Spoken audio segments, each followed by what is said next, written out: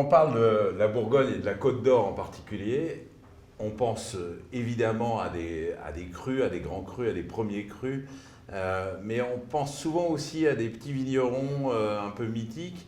Et on oublie une chose, c'est que les grandes maisons, et en particulier celles d'aujourd'hui, elles disposent de domaines historiques absolument fabuleux et elles les maîtrisent avec un art absolument consommé depuis des décennies, parfois des siècles. C'est le cas ici. Alors Bouchard Père et Fils, c'est la plus ancienne maison de Bourgogne. C'est aussi celle qui possède le plus grand domaine de Côte d'Or. Et je suis ici avec Frédéric Weber, vous avez un métier formidable, vous vous occupez de ce trésor. Exactement, oui. Et alors la maison, c'est vrai que c'est une histoire qui est très ancienne, 1731. Un domaine familial qui a commencé avec Michel Bouchard qui était marchand de tissus et qui peu à peu a acheté quelques pièces parce que c'était sur son chemin. Au long de sa vie, il s'est constitué une excellente connaissance des plus beaux terroirs de la côte.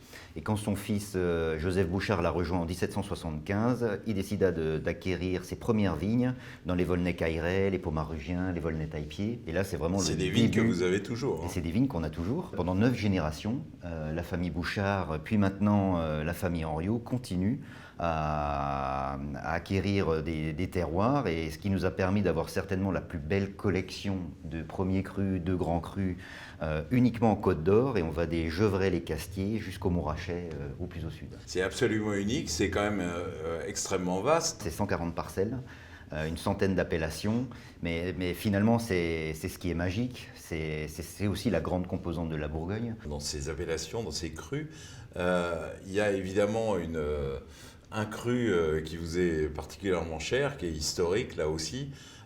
C'est le vignoble de Beaune. C'est un amphithéâtre magnifique que les grandes maisons en particulier, mais aussi des vignerons ont travaillé, cultivé depuis des décennies, des siècles. Historiquement, au XVIe jusqu'au XIXe siècle, on parlait pas des vins de la Bourgogne, on parlait des grands vins de Beaune. Et maintenant, Beaune est un peu plus connu pour sa vente aux enchères, sa ville historique, le patrimoine architectural, mais un petit peu moins pour ses vins, et c'est dommage parce que c'est une aire géographique qui est très vaste, extrêmement variée. On a une diversité de vins rien que sur les Beaunes qui est peut-être égale à la multiplicité de ce qu'on retrouve sur toute la Côte d'Or. Vous prenez des Maud Marconnet qui sont beaucoup plus proches dans le style d'un Côte de Nuit, des Grèves véritablement sur l'élégance, des Clos des Mouches qui sont encore sur un côté assez voluptueux, et ça c'est magique. Et sur Beaune, véritablement, vous avez possibilité de redécouvrir la Bourgogne, un petit peu plus accessible, mais en même temps avec une diversité qui est folle. Ce qui fait le génie de cette appellation,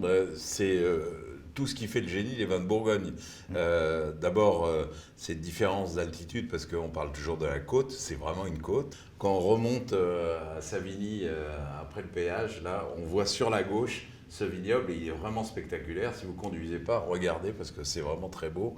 Et on comprend ces différences, évidemment, d'exposition, de maturité de raisin, parce qu'en haut, ça mettra un petit peu plus de temps, les sols sont moins profonds, mais il y a une diversité de sols entre des terroirs qui sont très argileux, d'autres qui sont très calcaires, qui va véritablement donner d'autres, vraiment c'est des graveleux, et là il y a vraiment une expression très différente. Comment on travaille un tel trésor? Parce qu'on a toujours l'impression que les maisons, c'est tellement grand à l'échelle bourguignonne, bien sûr, que ces vignobles sont cultivés un peu comme n'importe quel autre vignoble, alors que c'est vraiment votre cœur d'expertise.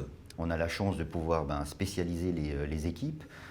Sur la maison Bouchard, on a, avec notre chef de culture, on a 35 vignerons et tâcherons. C'est quoi un tâcheron Alors un tâcheron, c'est un... c'est véritablement c'est une personne qui est spécialisée. On va lui donner 3 hectares 20, entre 3 hectares 20 et 3 hectares 60. Et toute sa vie, il va travailler cette même parcelle. Et ça, c'est spécifique un peu à la Bourgogne. Et vraiment, c'est un homme qui va avoir une connaissance fine de ces parcelles. Toute leur vie, ils vont travailler ces mêmes parcelles, ces mêmes terroirs. Et donc, ils vont avoir une connaissance très intime avec chaque cep. fait. Et même, c'est assez rigolo d'ailleurs la relation qu'on peut avoir parfois avec les tâcherons, parce que quand on vient faire les vendanges, on a l'impression qu'on les agresse parce qu'on vient leur piquer les raisins. C'est comme si c'était leur parcelle à eux. Et c'est ce qui nous permet d'être le plus fin et le plus précis dans le travail. Et sur Beaune, alors vous avez combien d'hectares à travailler, à gérer? 42 hectares en premier cru, uniquement sur l'appellation Beaune. La famille Bouchard a commencé ses premières acquisitions sur Beaune à partir de 1790 et jusqu'en 1820-1830. Ils ont acquis vraiment les plus belles parcelles. Ils se sont vraiment axés sur les plus beaux terroirs, notamment sur les Beaune-Grève, sur le Clos de la Mousse, sur le Saint-Landry. C'était un peu l'équivalent des grands crus sur Beaune. C'est carrément l'équivalent des grands crus. On va déguster un millésime qui est le millésime 2017. Pour moi, c'est un très très beau millésime, c'est un millésime que j'adore. Dans les années en 7, ça sera le plus beau millésime depuis 47. Et c'est pas mal 47. Alors 47. parce qu'on a oublié de le dire, mais chez Bouchard, il y a quand même une cave extraordinaire. Tous ces vins, on les retrouve jusqu'au 19e siècle. Exactement, oui. Et les 47, j'ai eu le grand honneur d'en déguster quelques-uns. C'était quand même un millésime inoubliable. C'est vraiment un millésime qui est tout en charme. C'est tout en rondeur, c'est vraiment des grandes expressions aromatiques avec une belle complexité, une belle définition entre les terroirs. Et c'est vraiment, les tanins sont très fins, très soyeux. C'est pas des robes qui sont très profondes, mais c'est hyper expressif. C'est vraiment une gourmandise, un plaisir. Quand je faisais les dégustations sur fût, moi ça m'évoquait 47 parce que ce côté très flamboyant.